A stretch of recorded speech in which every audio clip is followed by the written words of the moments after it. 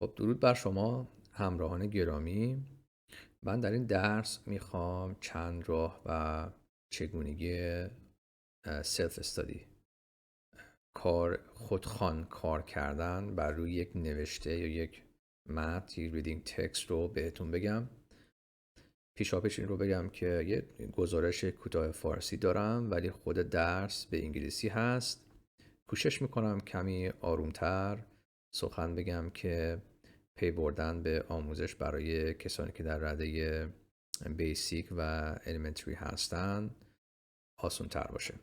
خب این نگاره از یک کتاب هست Across the Desert از درس 7 کتاب Select Readings Elementary گزینه شده. پیشاپیش همیشه یه نگاهی به نگاره ها و تصویرها بندازید. اینو کمکتون میکنه یاد سپاری براتون بهتر بشه. کمک میکنه که ذهن خودتون رو آماده بکنید که این آموزه درس برای چی هست. بیام پایین. دو تا نگار هم اینجا داریم. همیشه به اینها نگاه بندازید و پرنگر باشید، توجه بکنید ببینید این چی هست، چی رو میخواد بگه. تصویر صحرا و کویر، جای داغ، جای بسیار گرم. و همیشه اگر خودش واژگان رو فهرست کرده یه نگاهی به واژگان بندازین. اگر در واگویش یعنی تلفظ واگویش واژگان گمانی دارید این رو در فرهنگ های برخط همون دیکشنری های آنلاین میتونید بررسی بکنید و از همون آغاز واگویش رو کار بکنید. hot, cold, rainy, windy, dry, shady. این از آغاز کار. بریم پایین برای خود متن. Okay guys, this reading passage is about the desert. Across the Desert is the title, and it's going to talk about the Sahara Desert. Sahara Desert. In American, this is Sahara Desert. Sahara is the British form.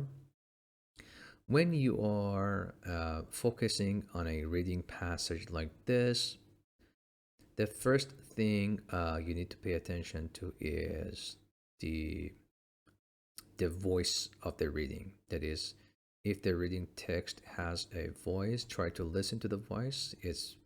They usually have a voice.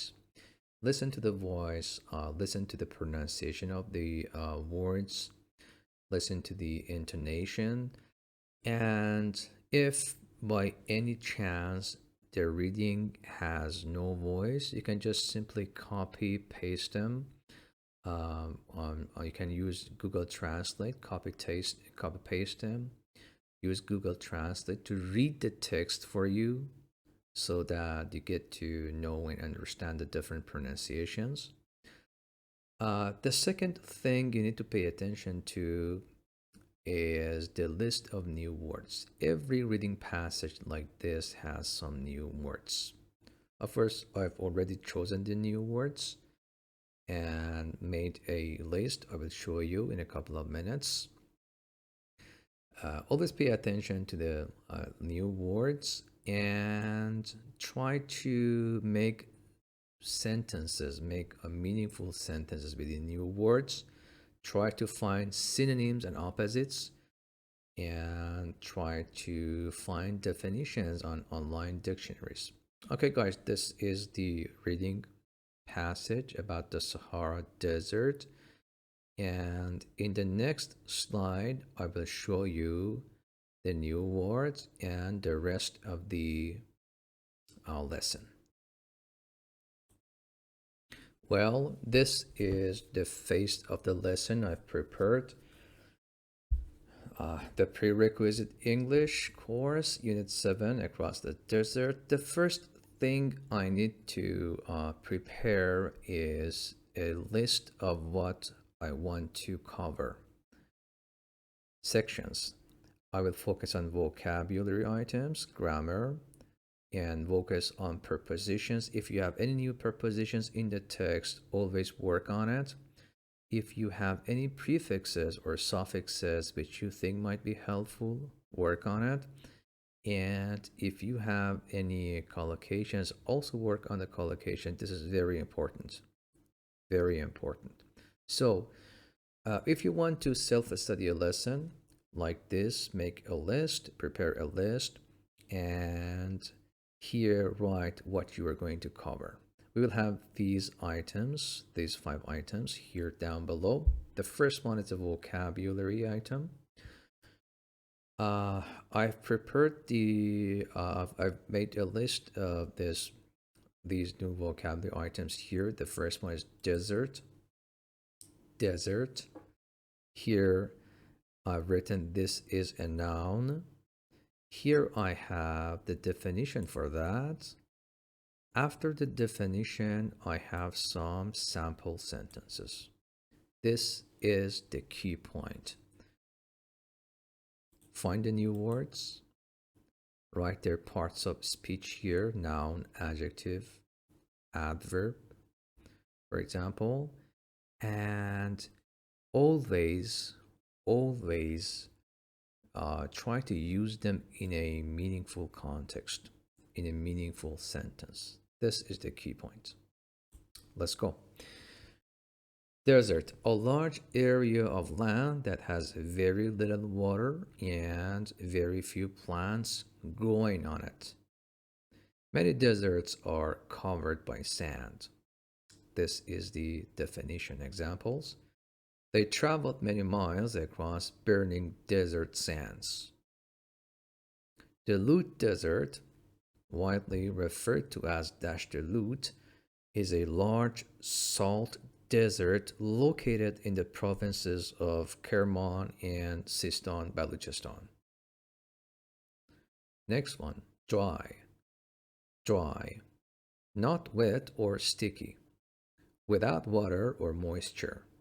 Now here you can see that I have the opposite.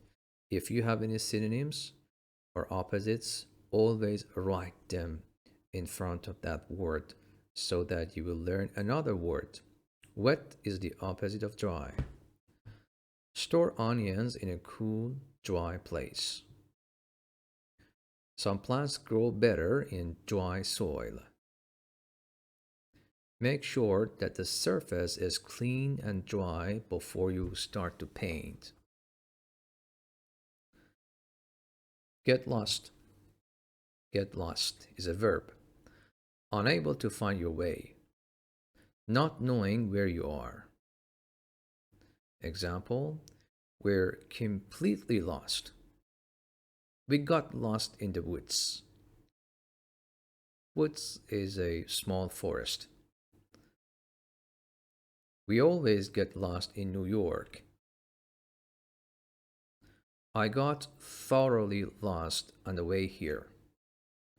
Thorough, thoroughly, completely. Heat. Heat. This is a noun. Warmth or the quality of being hot. Ice needs heat to melt. The fire gave out a fierce heat. He could feel the heat of the sun on his back. Here we have hug. Hug is a verb.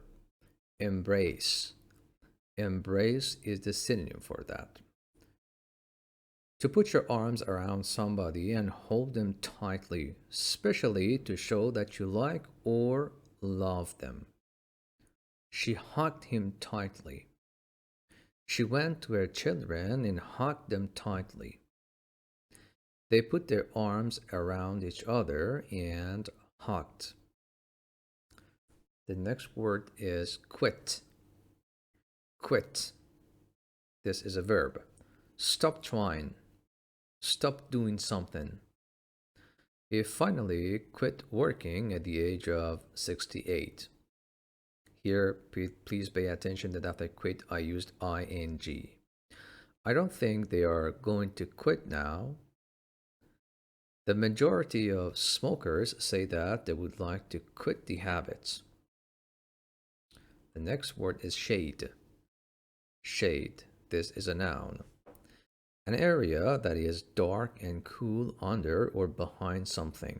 For example, a tree or building, because the sun's light does not get to it. The temperature can reach 40 degrees Celsius. 40 degrees Celsius in the shade. We sat down in the shade of the wall. Stretch. Stretch. To make something longer, wider, or looser, for example, by pulling it. To become longer in this way. Extend. A spider's web can stretch considerably without weakening. Stop stretching your sleeves like that. And the last word here is trip. Trip as a noun. A journey to a place and back again. Especially a short one for pleasure or for a particular purpose. Did you have a good trip? Is planning a trip to Ramsar. Planning a trip to Ramsar. We had to make several trips to bring all the equipment here over. Good, guys. Now, the new words are over. Now, the next point I want to focus on is a grammar. Pay attention to verb tenses. For example, the grammar of this part, one of the main grammatical points was paying attention to tenses. He knows what his friends wants. He knows what his friends want. It should be want, of course. His friend wants. Now, this is better. He knows. This is simple present. I show it with the red color. He knows what his friend wants. Okay. There should be a kind of consistency between or among the tenses here. He knows his friends wants. Simple present. They got up and ran. They got up and ran. Get, got. Run, ran, run. So this got is in the past tense and ran is the past tense. They got up and started to run. This got up is the past tense. Get, got. Start, started. This one is also in the past tense. So let me here show you. If you say get, got. And next we have run, ran. Again, we have run. While these are irregular, start is irregular. You add ed to the end of the word. Now, after the grammatical point, we have the preposition. Any new preposition is important. So when you face a preposition here, which is new, you don't know, just write it down and make meaningful sentences with that. On their trip. On their trip. They need a lot of food on their trip. They need a lot of food on their trip. We went on a trip to the mountains. We went on a trip to the mountains. So the preposition we use for trip is on. We also had a prefix here, which according to the book was new and important. On, which makes negative. It's a negative maker. Friendly, unfriendly means not friendly. Important, unimportant, not important. Possible, impossible means not possible. So this one is actually negative maker. Always write down the new prefixes or suffixes and their meanings also. When you learn friendly, this is a new word. Unfriendly is another new word. So by simply adding prefixes or suffixes, you make another word, a new word. It means Now you know two words: friendly, unfriendly, important, unimportant. You know two words. You know two words: possible, impossible. Another new word. They have different entries in the dictionaries. So simply by adding prefixes or suffixes, you can learn new words. The last section here is collocation. This is also important. I can say this is very important because if you want to write correctly or if you want to talk correctly, you need to know the collocations. Here we have make a decision in your book. Make a decision.